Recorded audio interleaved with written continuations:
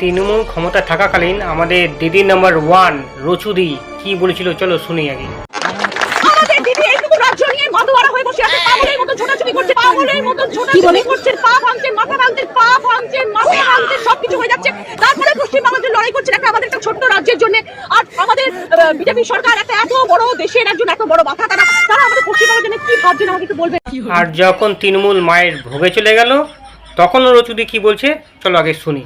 যে দলের মধ্যে এত দুর্নীতি, কয়লা চোর, মাটি চোর, গ্রাম চোর, বালি চোর, মিড ডে মিলের চোর, কি না কি বেরোচ্ছে কলেজের ভেতর থেকে, কি নেই মুখ থেকে বার করতে পারবো না কথাগুলো। সত্যি আমি জানতাম না এর মধ্যে এত নোংরামি লুকিয়েছিল দলটার মধ্যে।